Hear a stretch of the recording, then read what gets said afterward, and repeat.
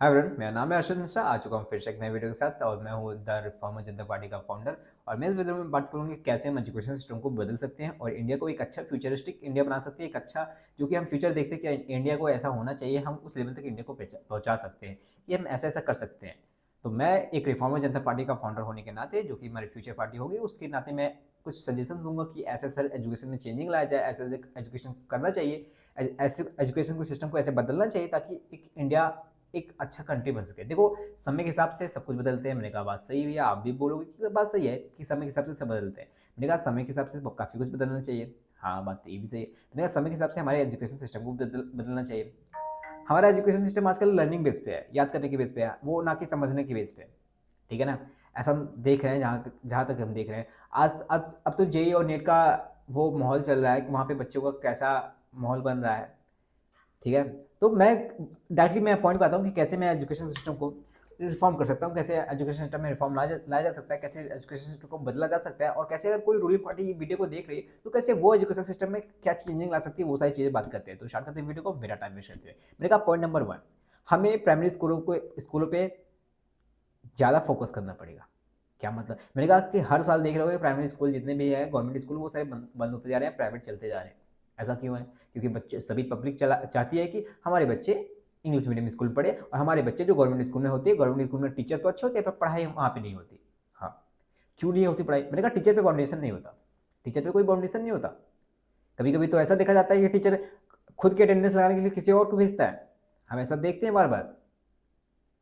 तो ये एक, मतलब कि एक गलत बात है ना ये यहाँ पे। तो गवर्नमेंट स्कूल में बहुत बड़ी इशू है। गवर्नमेंट स्कूल चल तभी सकते हैं जब हम इनमें रिफॉर्म लाए, इनके रूल्स को थोड़ा सा टाइटली करें। क्या मतलब? इनके रूल्स को इतना हार्ड बनाए, इतना टफ बनाए, जो टीचर्स आ रहे हैं उनको सैलरी ले रहे हैं 80,000 85,000 का, जो भी सैलरी ले रहे हैं, उनको एक अच्छा सा काम कराए। वो कोई काम ही नहीं करते वहां पे जाके। हालांकि मैं सबको नहीं कह रहा हूं, पर मैं ऐसा बहुत सारे एग्जाम्पल देखा हूं जो टीचर जाते ही तक नहीं है स्कूल में, किसी और को भेजते हैं अटेंडेंस लगाने के लिए। तो सबसे बड़ा एक बेकार पॉइंट ये है हमारे एजुकेशन सिस्टम को फेल होने का, प्राइमरी स्कूल। और सबसे मैं एक गांव का बच्चा हूँ, मीन्स एक गांव का लड़का हूँ। तो मैं यहाँ पे देखता हूँ कि बहुत सारे लोग अफोर्ड नहीं है कि वो प्राइवेट स्कूल में पढ़ा सकें। और प्राइवेट स्कूल में बात आती है तो वो पढ़ाना चाहते हैं सीबीएसई बोर्ड में बच्चों को। यहाँ पे ऐसा माहौल है, क्योंकि अब सीबीएसई बोर्ड के बच्चे में सब लोग चाहते हैं कि हमारे बच्चे सीबीएसई बोर्ड में पढ़े, हमारे बच्चे इंग्लिश मीडियम में जाए। पर पता है, जो स्कूल का यहाँ पे गांव में, वैसे बात तो पहली बात तो ये है, सब स्कूल को गवर्नमेंट, मतलब सब स्कूल को सीबीएसई की मान्यता नहीं प्राप्त है। ठीक है ना? तो सीबीएसई की मान्यता नहीं प्राप्त है, पर जिनको प्राप्त है उनकी जो गवर्नमेंट जो स्कूल फीस है ना, वो बहुत ज़्यादा हाई है। ये बहुत बड़ी एक गलत पॉइंट है यहाँ पे, जो कि हमारे एजुकेशन सिस्टम को फेल करती है पूरी जनता को एक साथ लेने में। मैक्सिमम जनता हमारी ऐसी है कि वो अफोर्ड नहीं कर पाती हमारे बच्चे की फीस का। गांव में एक ही बच्चे का फीस जो है 3-3 हज़ार, 3,500, 4,000 रुपए है। हाँ, हालांकि आपको लग रहा होगा कम है, पर 3-3,500 रुपए, 4,000 रुपए मंथली अगर फीस पे करेगा कोई गांव का इंसान, वो कहाँ जिंदा रह पाएगा भाई? ये शहरों के लिए बहुत कम लगता होगा, मैं मानता हूँ, पर ये गांव में ऐसे नहीं अफोर्ड हो सकता। और स्कूल में पढ़ाई नहीं की जाती, स्कूल में पढ़ाई नहीं की जाती, तो वो स्कूल जो घर के बच्चे होते हैं, मतलब जो स्कूल के बच्चे होते हैं, उनके घर वाले उनको प्रेशराइज करते हैं कि जाओ तुम कोचिंग पढ़ो। हालांकि ऐसा देखा जाता है कि स्कूल के टीचर ही कोचिंग चलाने लगते हैं। स्कूल के बाद स्कूल के टीचर ही कहते हैं तुम मेरे कोचिंग में आके पढ़ो। ये बहुत बेकार पॉइंट है, पर फिर भी बता रहा हूँ, ऐसे ऐसे हालत है हमारे एजुकेशन सिस्टम में। कहते हैं वो खुद स्कूल के टीचर कहते हैं कि स्कूल से कुछ नहीं होगा, तुम आके मेरी कोचिंग में पढ़ो, तो तुम जाके पास हो सकते हो, तुम जाके तब कुछ सीख सकते हो। ऐसा वो सब बोलते हैं। आजकल कोचिंग इंडस्ट्री इतनी तेज से आगे बढ़ रही है, क्यों बढ़ रही है? स्कूल फेल कर जा रहे हैं इसलिए बढ़ रही है। स्कूल फेल कर जा रहे हैं, इसी इसी वजह से कोचिंग इंडस्ट्री में बढ़ रही है। उनमें पढ़ाई नहीं हो रही है, तो 10th का एग्जाम आ रहा है, बच्चे पढ़ेंगे ऑनलाइन, जाएंगे बच्चे कहीं और जाएंगे, बच्चे कोचिंग पढ़ेंगे। 11th में आया, जेईई और नेट की तैयारी करनी है, स्कूल उतने लेवल का पढ़ाई नहीं पा रहा है, बच्चे जाएंगे कोचिंग पढ़ने, बच्चे जाएंगे लाखों लाखों फीस भरेंगे। और स्कूल का फीस एक्स्ट्रा जो कि हाई मार्जिन फीस है वो तो भर ही रहे हैं। मतलब समझ रहे हो कितना ये एजुकेशन सिस्टम क्या हो चुका है हमारा।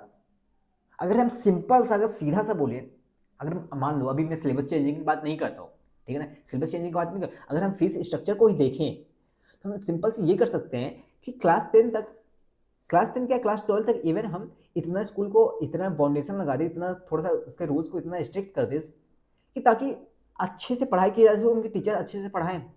और हर एक स्कूल में, हर एक कॉलेज में, यहाँ पे पता है 10वीं पास हो जाते हैं, 12वीं पास होते हैं लोग, जाते हैं स्कूल में पढ़ाने, ना उनके पास कोई डिग्री होती है, ना कुछ होता है, ना पढ़ाने का कोई स्किल होता है।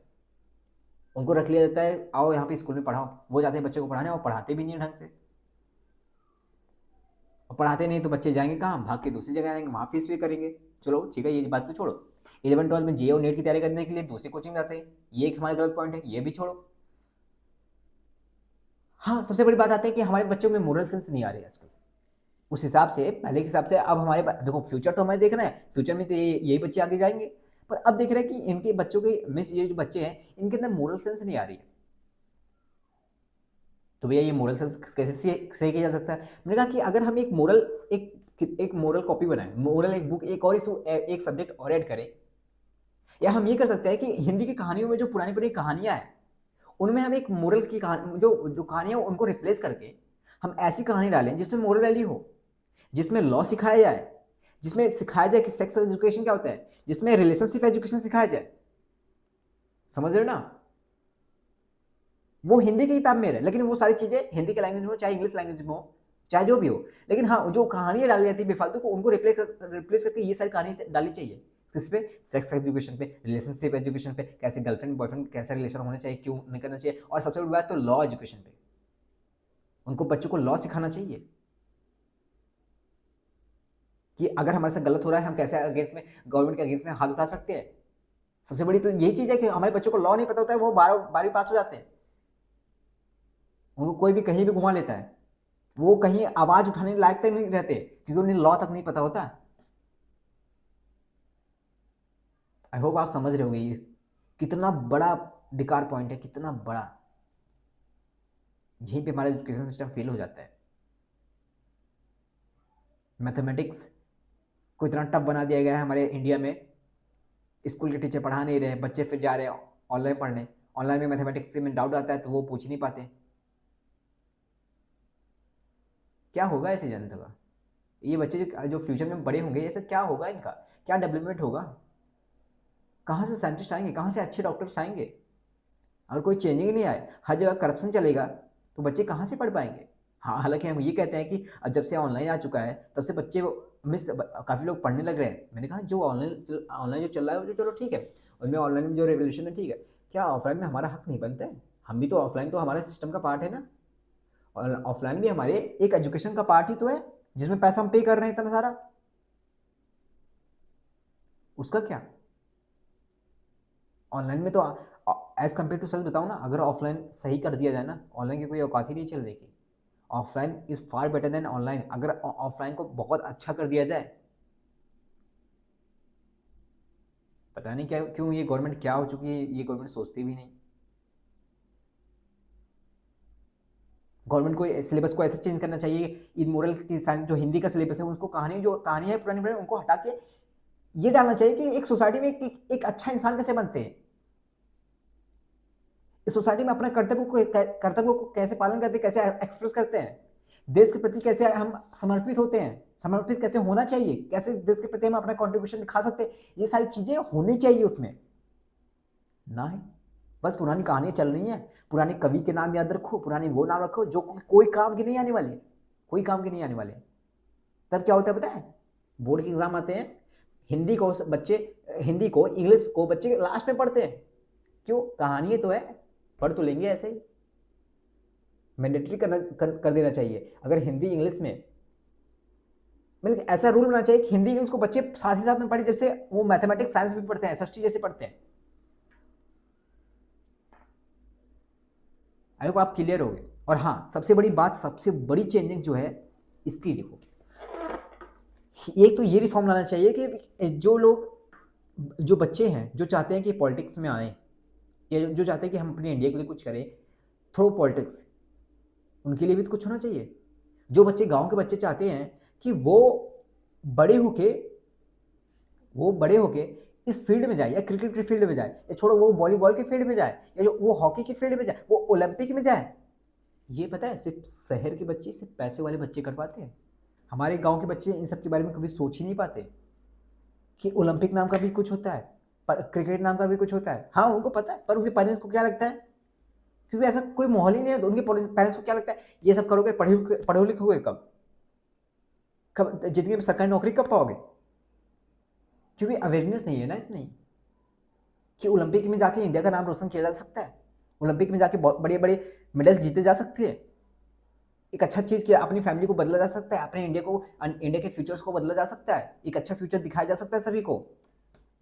पर नहीं, हमारे यहाँ कोई अवेयरनेस नहीं है, हमारे यहाँ ऐसा कोई क्लास नहीं चलता जो पॉलिटिक्स के बारे में सिखाए, हमारे ऐसा कोई क्लास नहीं चलता जो इन सब के बारे में फील्ड को अलग अलग सबको बच्चों के अपने इंटरेस्ट के अकॉर्डिंग ले जाए। अगर वो ओलंपिक में जाना चाहते तो उनको ओलंपिक के फील्ड में ले जाया जाए, उनको पहले से उनका जो भी गाइडेंस है वो सब दिया जाए। नहीं, क्योंकि हर जगह पैसा चलता है ना, पैसे उतने नहीं होते अफोर्ड करने के लिए। अगर हमारी गवर्नमेंट थोड़ी ही पैसा इन सब पे खर्चा करे, थोड़ा सा भी रिफॉर्म लाए ना, एक अच्छा एक बेहतर इंडिया बन सकता है, बिलीव मी। कब तक तुम लोग इनको वोट देते रहोगे यार, अगर चेंज नहीं करेंगे ये लोग, कब तक तुम करते रहोगे? ये बार रिस्क लो, गवर्नमेंट बदलो। हालांकि हमें अपोजिशन पार्टी से कोई उम्मीद नहीं, बिल्कुल भी नहीं, क्योंकि इन्होंने कभी, इतने साल हो गए इन्होंने कभी इस सब की बात नहीं की, करने के दूर छोड़ो, हमेशा ये जातिवादी करते हैं। और आपको एक चीज़ बता दो, आप जातिवादी करते हो, ये धर्म पे खेलते हैं, याद रखना कभी आप तो जीत नहीं पाओगे। अगर ये धर्म के नाम पे खेल रहे हैं, गलत कर रहे हो मानता हूँ, आप भी जातिवादी कर रहे हो, ठीक है मानता हूँ मैं, ठीक है मान रहा हूँ, लेकिन याद रखना मेरी बात, धर्म नाम जो खेल रहा है, तुम जाति नाम खेलो ना, इसमें तुम कभी नहीं जीत पाओगे। वो गंदा खेल रहा है लेकिन वो बड़ा खेल रहा है, और तुम भी गंदा खेल रहे हो पर कोई लायक नहीं खेल रहे हो।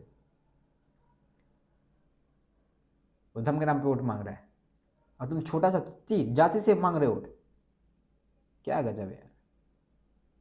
ये तो ढंग से खेलना नहीं आता, और जब बात करें रिफॉर्म की, वो सब तो भूल जाओ, भूल जाओ। उम्मीद ही नहीं है हमारे ये सब इंडिया के लोगों से, इंडिया के नेता से। हर जगह वो चल रहा है, क्या कहते हैं, बाहुबली बन रहे हैं सब लोग, सारे एमएलए। सबसे बड़ी बात ये है ना, हमारे जो एमएलए है ना वो चेंजिंग ला सकते हैं, पर ऐसे जो एमएलए हैं वो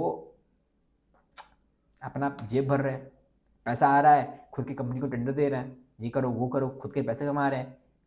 उनकी कार कलेक्शन देखोगे तो करोड़ों के चल रहे हैं, कार कलेक्शन के हो रहे हैं। कहाँ कहाँ से एजुकेशन सिस्टम बदलेगा? और इसी का फ़ायदा प्राइवेट कंपनी आके ले रही है, प्राइवेट कंपनी बहुत अच्छे से मज़ा ले रही है इसकी, हर एक कंपनी ले रही है मज़ा, हर एक कंपनी। बस हमें लग रहा है कि वो बहुत अच्छा कर रही है, कुछ नहीं कर रही है, अच्छे से मज़ा ले रही है इन सब चीज़ को, बिलिंग में बहुत अच्छे से ले रही है, बस आप लोग समझ नहीं पा रहे हो। इंडिया को बदलना होगा, इंडिया के लोगों को बदलना होगा, इंडिया को बदलना होगा, हम सबको बदलना होगा। एक बार रिस्क लो, एक ऐसा गवर्नमेंट बनाओ, एक ऐसा नेता चूज करो।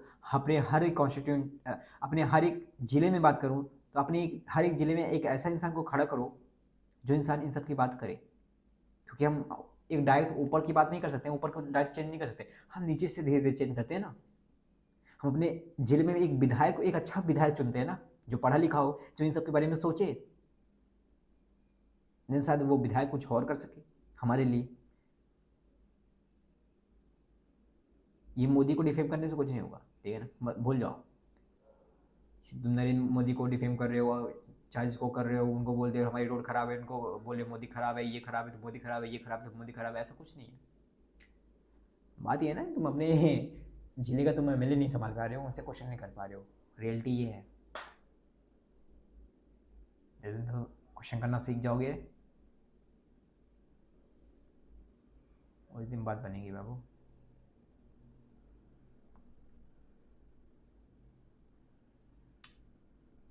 एक आखिरी उम्मीद उठाओ, अपना वोट को, अपनी वोट की ताकत को यूज करो,